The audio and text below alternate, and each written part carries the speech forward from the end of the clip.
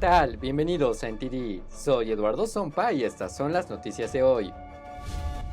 El secretario de Estado, Antony Blinken, presentó su primer informe sobre la libertad religiosa y anunció la sanción a un funcionario del régimen chino por perseguir a practicantes de Falun Gong. La representante Cheney fue destituida hoy formalmente de su cargo y algunos republicanos dicen que el partido está más fuerte y unificado. 3 empleados de los Yankees de Nueva York dieron positivo al virus del PCC a pesar de estar completamente vacunados. Activistas latinoamericanos de derechos humanos y organizaciones en Iberoamérica condenaron el reciente ataque a la reportera de The Epoch Times en Hong Kong.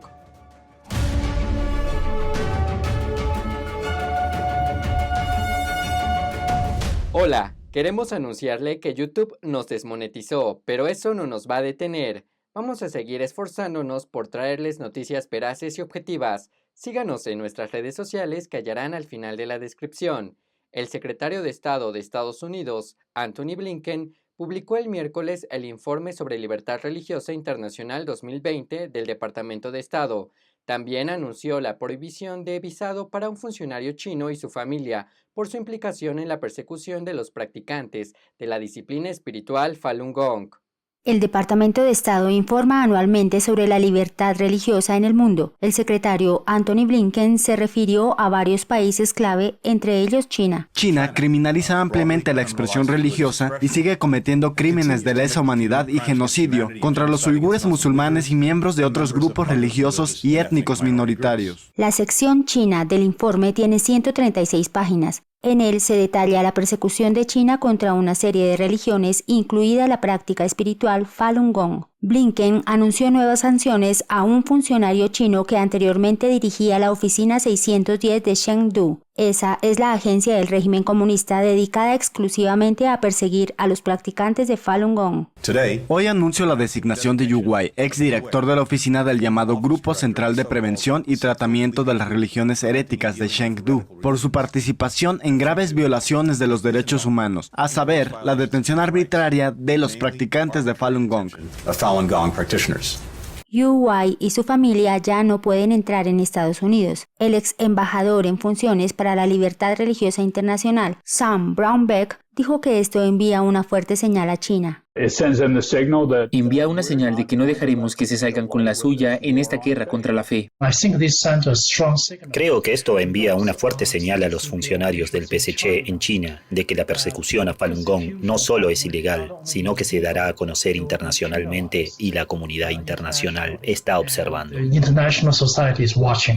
El Departamento de Estado cita datos de Minhui, un sitio web con sede en Estados Unidos dedicado a informar sobre esta persecución. El informe del gobierno dice que la policía china arrestó a más de 6.600 practicantes de Falun Gong y acosó a más de 8.500 practicantes en 2020 por negarse a renunciar a su fe, en comparación con el año 2019 en el que hubo más de 6.100 detenidos y 3.500 acosados. También murieron 83 personas debido a la persecución. El informe cita algunos informes de ONG sobre la sustracción de órganos en China, incluyendo la sentencia del Tribunal de China tras una investigación independiente. El tribunal documentó las pruebas de lo que concluyeron es un programa estatal de décadas de sustracción forzada de órganos de prisioneros de conciencia, principalmente practicantes de Falun Gong.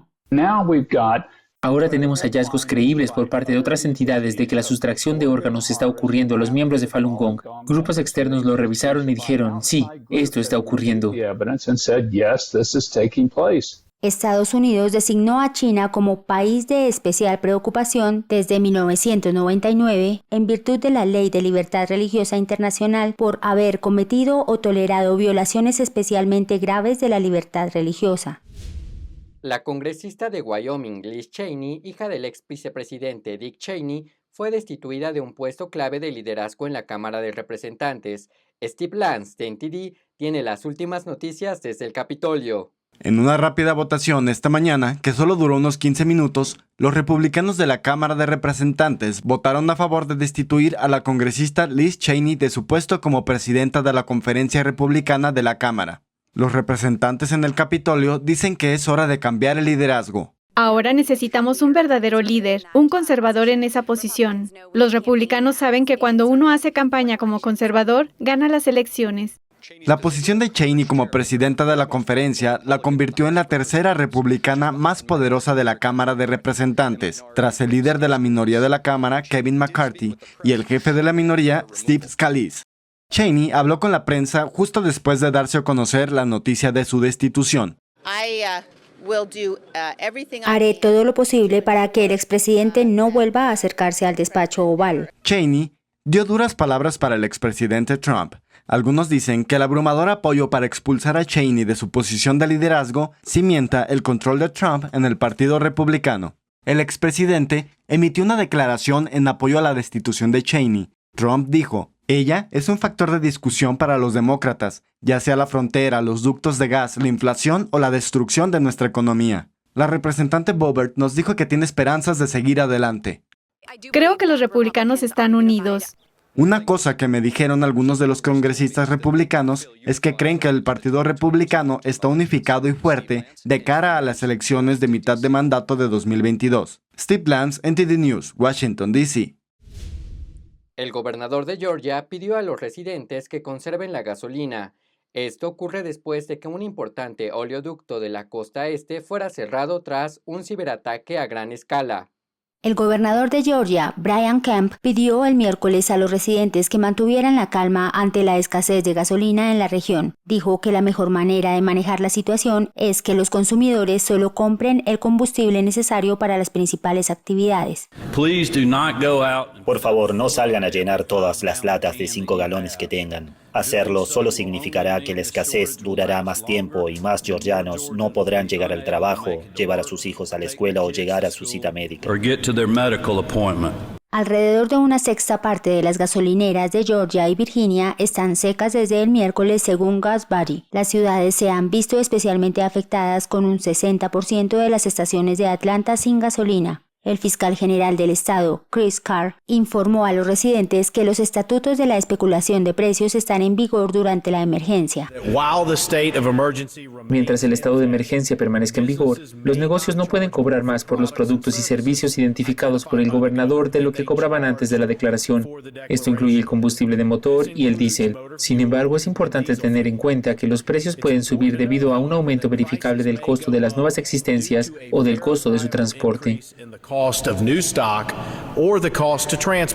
El FBI confirmó que el grupo criminal conocido como DarkSide está detrás del hackeo a Colonial Pipeline. Los piratas informáticos, que se cree que se encuentran en Europa del Este, habrían amenazado con liberar los datos del oleoducto en Internet si no se paga un rescate. Kemp suspendió los impuestos estatales sobre los combustibles para motores hasta el sábado y predice que la escasez de gas del estado será solo a corto plazo. Un equipo de 3 personas inicia una auditoría de las elecciones de 2020 porque una pequeña ciudad de 15,000 habitantes en New Hampshire vio grandes discrepancias en el número de votos de sus urnas tras un recuento manual. El equipo de Windham examinará las máquinas de recuento de votos y sus tarjetas de memoria, así como la tabulación manual de las papeletas. El pueblo está investigando los votos de las elecciones generales, las de la Cámara de Representantes del Estado, así como las de las elecciones a gobernador y al Senado. En un recuento manual anterior para los candidatos a la Cámara de Representantes del Estado en el distrito, habían cientos de votos fuera del recuento original. El abogado del pueblo de Windham dijo al fiscal general de New Hampshire el año pasado que la magnitud del error era chocante para los funcionarios del pueblo. Uno de los candidatos solicitó la auditoría. Dijo que las máquinas podían estar mal programadas o que muchas papeletas se habían contado 2 veces.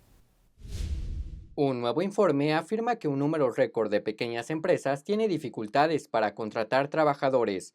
Algunos propietarios culpan al aumento de las prestaciones por desempleo, pero el presidente Biden no está de acuerdo. Un número récord de pequeñas empresas no puede encontrar suficientes trabajadores. Un nuevo informe de la Federación de Empresas Independientes dice que el 44% no pudo cubrir puestos de trabajo en abril. Es el tercer mes consecutivo en el que aumentan las ofertas de empleo no cubiertas. Para un cierto número de personas se gana más dinero no trabajando, porque hay prestaciones complementarias que se dan debido a la pandemia y por la mayor tasa de desempleo. Un economista del Instituto de Política Económica afirma que algunos trabajadores no regresan porque tienen que cuidar de la familia o porque tienen problemas de salud. Algunos culpan al proyecto de ley de ayuda del presidente Biden. Continúa una mejora de $300 semanales en las prestaciones por desempleo. Recuerden que Obama daba $25 semanales. Así es, para que te hagas una idea de cuánto hemos subido el volumen de este tipo de ayudas. Incluso algunos demócratas del Senado se muestran escépticos sobre la prestación extra de $300 tras el decepcionante informe de empleo de la semana pasada. La Cámara de Comercio de Estados Unidos también recomienda ponerle fin, diciendo que alrededor de 1 de cada 4 beneficiarios gana más si no trabaja. Y cada vez son más los estados que optan por suprimirla, alegando que el dinero extra impide que los trabajadores regresen, pero parece poco probable que Biden cambie. No vemos mucha evidencia de ello, que es un factor importante. No vemos eso. Mira, es fácil decir que la situación es por las generosas prestaciones de desempleo. Este es un factor importante en la escasez de mano de obra. Los estadounidenses quieren trabajar. El economista jefe de la administración Trump, Casey Mulligan, considera que más del 90% de los trabajadores siguen trabajando a pesar de las prestaciones, pero en un país grande basta con que el 3 o el 4% deje de trabajar para que se produzcan millones de vacantes. La inflación se acelera. Los precios al consumidor subieron un 4.2% anualizado en abril.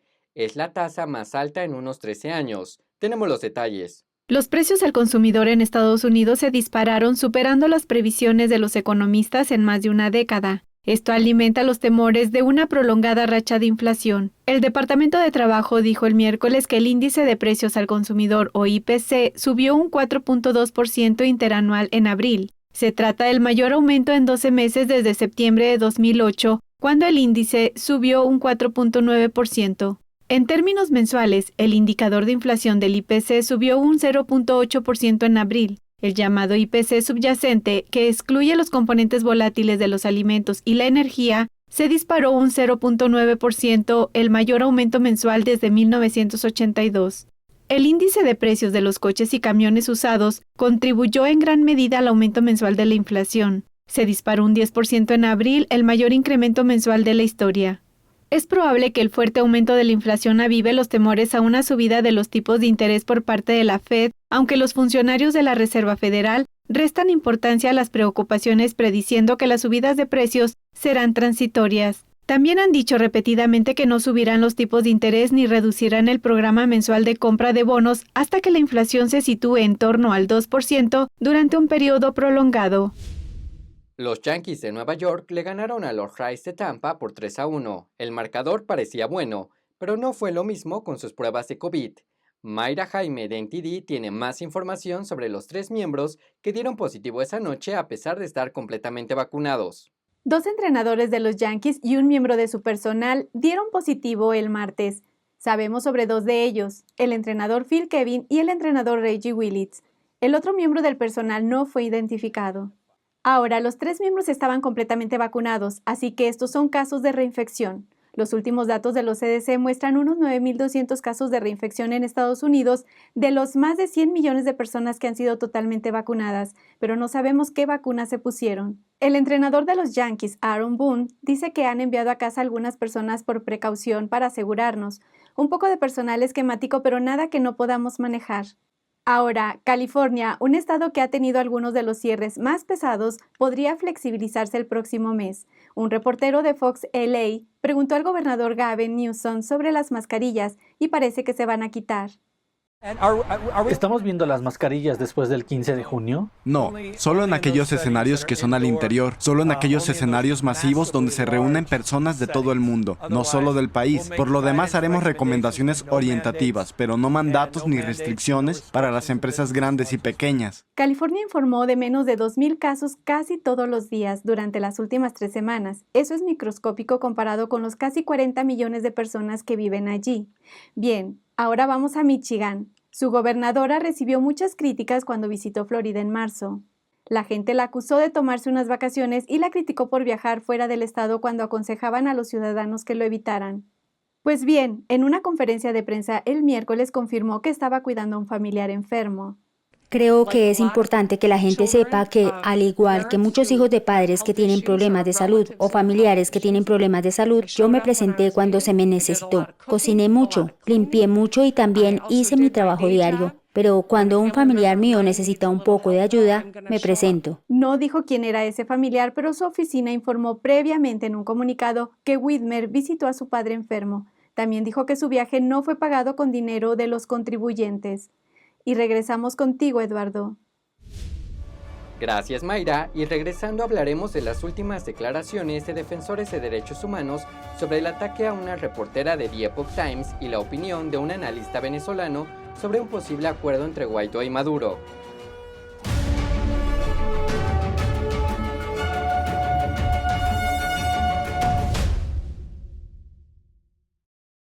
La gloria de las obras maestras del piano de los periodos barroco, clásico y romántico. New Tang Dynasty Television te invita a unirte a la competencia internacional de piano NTD 2021. Juntos, preservamos y revitalizamos el arte de la auténtica música clásica para piano. Octubre de 2021 en Nueva York. Regístrate ahora en piano.ntdtv.com. El virus mortal que nos acecha y alteró el orden del mundo se propagó desde China a todos los rincones del planeta. Y podría haberse evitado si el Partido Comunista Chino hubiese actuado a tiempo y sin ocultarlo. Pero ¿qué pasa si de China puede salir algo más? Algo incluso más dañino. ¿Y qué pasa si esto ya lleva tiempo escapando hacia Occidente, amenazando nuestras vidas? En China en Foco de NTD nos adentramos en estos temas de una forma directa y con información de primera mano. Suscríbanse a nuestro canal de YouTube y YouMaker y acompáñennos de lunes a viernes en un recorrido que ningún otro medio podrá ofrecerles.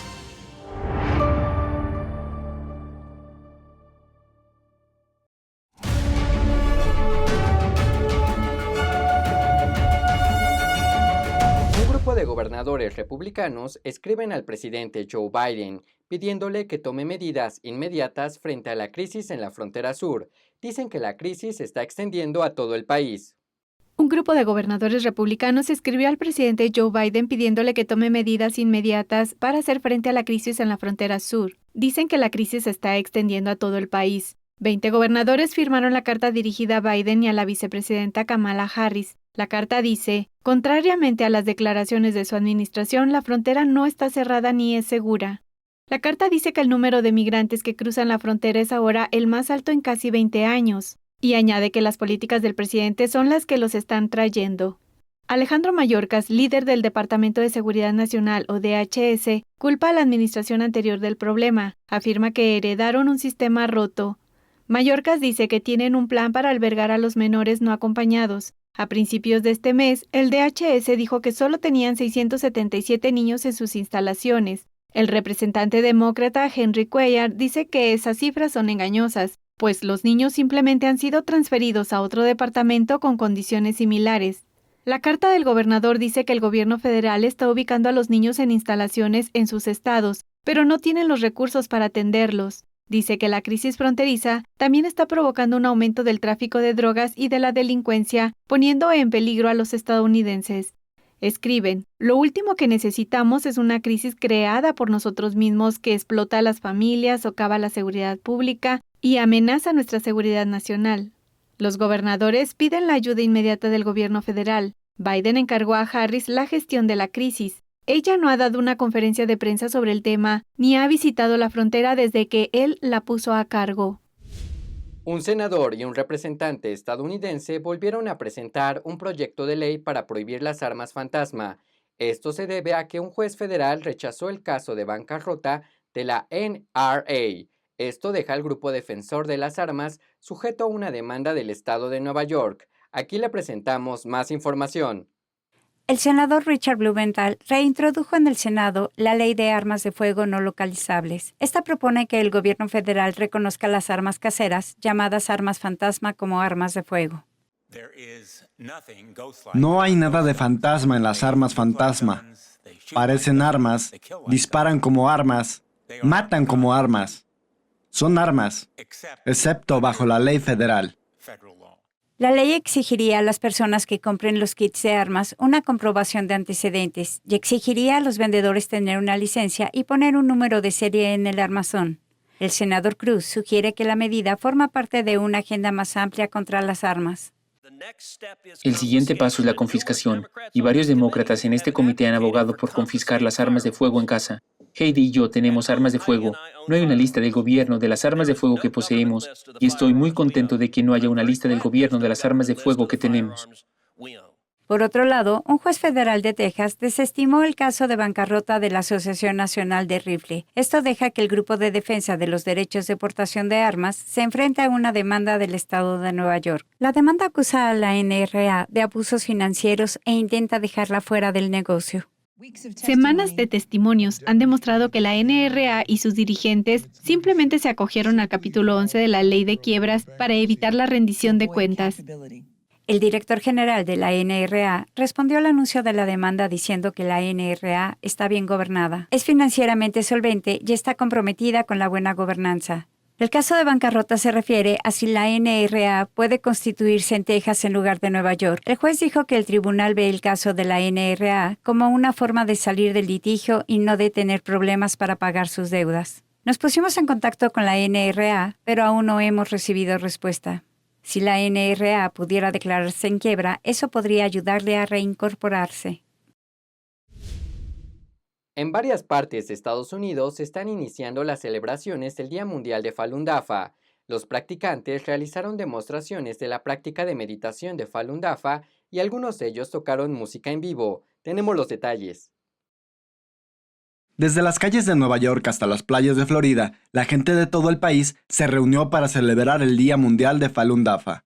Filas y filas de practicantes de Falun Dafa hicieron demostraciones de los 5 ejercicios, seguidos de presentaciones de música clásica china en vivo. El evento es una oportunidad para que los practicantes celebren el momento en que Falun Dafa se dio a conocer al público. Para mí es muy importante lo que me mantiene positiva, lo que me mantiene en paz, lo que me da felicidad. Y en mi vida ocurrieron muchos acontecimientos maravillosos después de que empecé a practicarlo. Y estoy muy feliz de tenerlo y de celebrarlo y compartirlo con todo el mundo. Falun Dafa, también llamado Falun Gong, es una práctica de meditación pacífica basada en los principios de verdad, benevolencia y tolerancia. El señor Li Hongzhi la enseñó públicamente por primera vez en 1992 y en 1999 ya la practicaban más de 100 millones de personas. Muchos de los asistentes al evento dijeron que la práctica les ha beneficiado de diferentes maneras. La práctica de Falun Dafa me ayudó al permitirme practicar más mi compasión. Antes solía discutir mucho, así que ahora pienso primero en los demás antes que en mí. Siento que puedo expresarme más fácilmente. A veces, cuando estás rodeado de ciertas personas, es difícil mantenerte fiel a ti mismo, pero ahora soy capaz de mantenerme firme en mis creencias y asegurarme de establecer mis límites y mantenerlos pase lo que pase. Creo que realmente me ayudó a lo largo de la universidad y ahora que estoy en la escuela de posgrado. Creo que me siento muy ligera y muy libre de preocupaciones la mayor parte del tiempo. No solo porque hago los ejercicios de meditación que me ayudan a aliviar el estrés, sino que creo que basar todas mis decisiones y todo lo que hago en Falun Dafa y lo que me enseña me ha ayudado realmente a aliviar muchas de esas preocupaciones y problemas que veo en muchos de mis amigos. Además de los ejercicios de meditación, Falun Dafa también cuenta con una serie de libros que guían a los practicantes en su vida diaria. Algunos practicantes dicen que les ha ayudado a hacer otros avances. Quizá la mayor lección que he aprendido de Falun Dafa es diferenciar lo que es realmente importante de lo que no lo es tanto, y también lo que está bien de lo que está mal.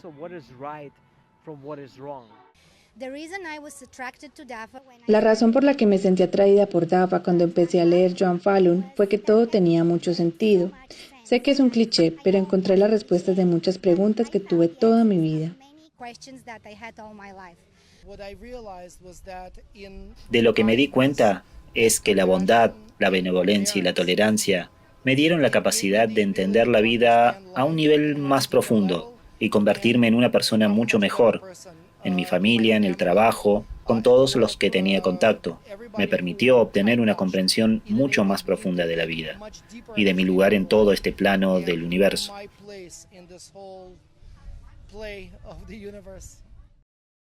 Tras un año de cierres, los eventos para celebrar el Día de Falun Dafa pretenden difundir la esperanza en el futuro. El Día Mundial de Falun Dafa se celebra oficialmente el 13 de mayo. Pasamos ahora a nuestra sección de China con Julián Bertone, quien nos tiene las últimas actualizaciones del país asiático. 11 prisioneros de conciencia en China se encuentran actualmente a la espera de un juicio justo.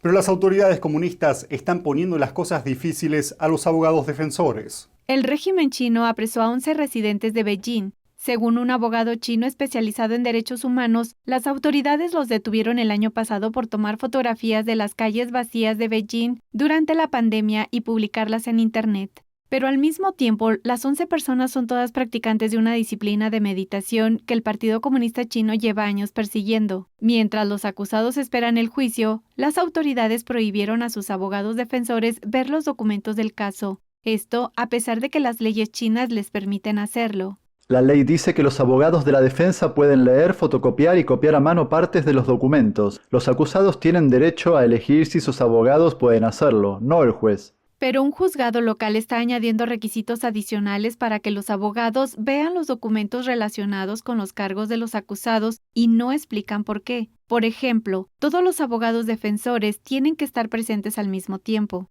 Además, el juzgado les prohíbe hacer copias o sacar fotos de los expedientes. El personal del juzgado tampoco proporciona a los abogados ningún documento digital ni archivos en USB. Otro abogado chino no relacionado con el caso cree que las autoridades del régimen saben que todos los acusados son inocentes y no encontraron pruebas de culpabilidad. Los 11 detenidos en este caso son practicantes de la disciplina espiritual Falun Dafa. Falun Dafa, también conocido como Falun Gong, consiste en ejercicios de meditación suaves y sus enseñanzas morales se centran en los principios de verdad, benevolencia y tolerancia. El régimen comunista chino persigue a los practicantes de Falun Dafa desde 1999. En este caso, el régimen viene obligando a los 11 detenidos a permanecer en centros de lavado de cerebro desde que fueron apresados en julio del año pasado. El abogado chino de derechos humanos Wen Donghai dijo que la policía, los tribunales y los fiscales chinos siempre infringen sus propias leyes cuando tratan casos relacionados con practicantes de Falun Dafa. Si un fiscal sabe que alguien no cometió ningún crimen, pero aún así intenta hacer responsable a esa persona, ese fiscal está cometiendo un delito de acuerdo al derecho penal. Según la página web de información de Falun Dafa, minhui.org, el PSC detuvo o acosó a más de 2.800 practicantes de Falun Dafa entre marzo y abril de este año, y las autoridades les robaron el equivalente a más de $77,000 en efectivo. El régimen chino quiere que todas estas personas renuncien a sus creencias espirituales. El Partido Comunista Chino parece estar endureciendo su control sobre las libertades de prensa en Hong Kong, a la vez que aumentan los actos de violencia contra los medios de comunicación independientes de la ciudad. El Departamento de Estado de Estados Unidos condenó el ataque contra una periodista del Epoch Times en Hong Kong. El periódico Epoch Times es un medio de prensa en varios idiomas que opera en todo el mundo. En China continental está prohibido, pero en Hong Kong tiene una sucursal. En un correo electrónico, el Departamento de Estado escribió: "Los ataques contra los periodistas son inaceptables y no deben tolerarse". También instó a las autoridades de la ciudad a realizar una investigación completa sobre el incidente. La periodista Sara Liang trabaja para la sucursal del periódico en Hong Kong. Este martes, un hombre la golpeó más de 10 veces con un bate y luego huyó. El ataque le dejó moretones en ambas piernas. La directora del Epoch Times de Hong Kong dijo que los hematomas de Liang son serios. El médico dijo que fue golpeada fuertemente. Por suerte, sus huesos no se lesionaron. Y Liang está en pleno tratamiento médico. Guo cree que el régimen chino está detrás del ataque y dice que no se trata de un incidente aislado. El Epoch Times de Hong Kong sufrió una serie de ataques violentos recientemente. El mes pasado, 4 hombres irrumpieron en la imprenta del periódico y destrozaron máquinas y ordenadores. La imprenta también sufrió 4 ataques similares en los últimos años. Guo afirma que un periódico pro-China también inició una campaña de desprestigio contra el Epoch Times. Además, hombres no identificados siguieron a nuestros periodistas y nos espiaron fuera de nuestra imprenta. Familiares de nuestros empleados en China también fueron amenazados. No se trata de un incidente aislado, sino de una combinación de amenazas, acoso y campañas de difamación. Wu cree que el periódico es atacado porque es uno de los pocos medios de comunicación independientes de la ciudad. La edición local es conocida por su cobertura sin censura de China, que incluye la corrupción y las violaciones a los derechos humanos del régimen comunista. Y en circunstancias difíciles como las actuales, la gente realmente espera ver informes veraces del Epoch Times y el régimen chino tiene miedo de que la gente sepa la verdad. Y no es solo el Epoch Times. El régimen chino parece estar endureciendo el control sobre la libertad de prensa en la ciudad. El mes pasado las autoridades condenaron a Jimmy Lai a 14 meses de prisión. Lai es un crítico declarado del régimen chino y también es el fundador de un periódico pro-democracia. Wu afirma que los empleados del Epoch Times en Hong Kong están sometidos a una presión cada vez mayor, pero nadie quiere rendirse y marcharse de la ciudad. Informar sobre lo que ocurre en un lugar es la misión de los profesionales de la prensa, es lo que deben hacer. Y si Hong Kong pierde la libertad de expresión, entonces Hong Kong perderá completamente su valor. Así, la vida de los hongkoneses también será más difícil. Entonces, si la información veraz puede dar a conocer su voz, es una protección para las personas locales. Wu dijo que por esta razón, aunque la presión es enorme, no están dispuestos a rendirse.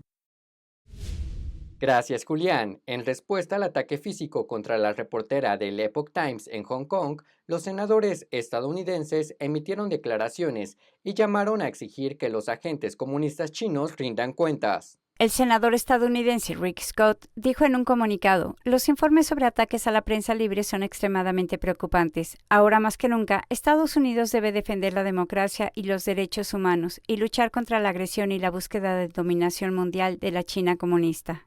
El congresista Greg Steube también condenó el ataque. Dijo que este ataque es quizá otro ejemplo atroz de cómo el Partido Comunista Chino utiliza la violencia para silenciar a sus críticos en Hong Kong. Los agentes comunistas chinos responsables de este ataque deben rendir cuentas.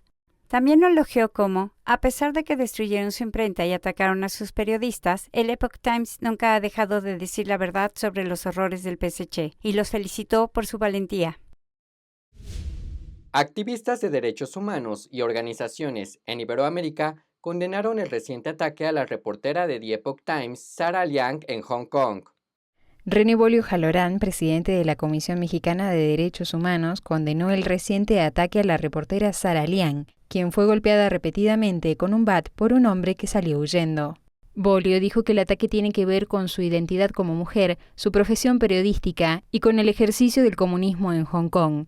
Dijo, la impunidad de este criminal que ha agredido a Sarah Liang se convierte en complicidad del sistema comunista, de quienes quieren aplastar la libertad de expresión. Por su parte, Muñeca Fuentes, la presidenta de Nicaraguan American Republican Alliance, calificó el ataque como un acto de mucha bajeza. Dijo que las agresiones y represiones hacia la prensa no son nada nuevo y son un típico modus operandi de los regímenes totalitarios como China, Cuba, Nicaragua y Venezuela. El secretario nacional del Directorio Democrático Cubano, Orlando Gutiérrez Boronat, dijo que este tipo de salvajismo en pleno siglo XXI debe ser una alarma de aviso para aquellos países que le están abriendo las puertas incondicionalmente a la China comunista y abandonando a Hong Kong y a Taiwán. Y Manuel Salva Elisechea, coordinador general de Iberoamérica Líder, dijo que este ataque no solo va en contra de la libertad de expresión, sino también en contra de la dignidad humana. Salva Elisechea también instó a los gobernadores y a los grandes medios que defienden a la mujer a que den un paso adelante para defender los derechos y las libertades de esta periodista en su profesión. Estados Unidos anunció su respaldo al presidente interino Juan Guaidó para negociar con el régimen de Maduro. Hablamos con un analista venezolano quien nos dio su opinión sobre este posible acuerdo.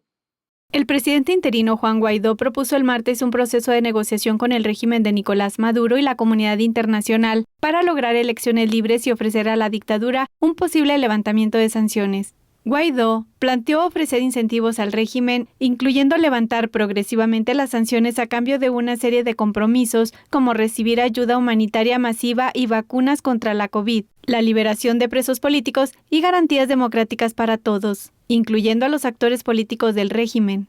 El analista venezolano Edgar Simón Rodríguez dijo a NTD que Guaidó intenta negociar con Maduro porque las acciones que ha tomado en estos 2 años han fracasado y no ha logrado el respaldo que esperaba. Primero hay que ver qué es lo que hay en realidad en esa negociación. El gobierno interino de Juan Guaidó han buscado las maneras de avanzar en el camino de una transición, llamando a sectores del propio régimen. Por eso es que en algún momento escuchamos hablar del llamado chavismo democrático, que para mí simplemente no existe. Tras el anuncio de Guaidó, el dictador Nicolás Maduro negó el hecho de que no hubiera diálogo con la oposición. En Venezuela desde hace tiempo hay diálogo entre la oposición y el bolivarianismo. Simón Rodríguez cree que la oposición a la que se refiere Maduro es un grupo creado por él mismo para asegurar su continuidad en el poder. Probablemente hay un sector de la llamada falsa oposición en Venezuela, una oposición que se creó el propio Maduro, y otro sector de la oposición, que no es esa que se creó Maduro recientemente, pero que apoya a Guaidó, pero que bajo cuerda en realidad recibe sobornos del régimen. Esa oposición es pendiente de conseguir cargos a las alcaldías, a las gobernaciones. Por su parte, el embajador de Estados Unidos en Venezuela, James Tory, respaldó los esfuerzos de Guaidó para negociar con Maduro con el fin de restaurar la democracia a través de las elecciones libres. Por su parte, la subsecretaria principal adjunta del hemisferio occidental, Julie Chung, hizo eco de las declaraciones de Story. Sin embargo, Simón Rodríguez cree que unas elecciones presidenciales con Maduro en el poder no tienen ningún sentido. Ante el posible levantamiento de sanciones, advierte que Estados Unidos y otros países podrían caer en el engaño del régimen debido a que el Consejo Nacional Electoral sigue controlado por el chavismo. No tiene para mí un sentido un levantamiento de sanciones hasta que no se hayan celebrado en efecto unas elecciones con un Consejo Nacional Electoral independiente, porque si algo son ellos es tramposos y mentirosos. Estas fueron las noticias de hoy. Invitamos a toda nuestra audiencia a que se suscriban a nuestra lista de correo para así recibir nuestras novedades, en especial en caso de que debamos cambiar de plataforma. Hallarán el enlace en la descripción. Muchas gracias por acompañarnos, que tengan una feliz noche, nos vemos mañana.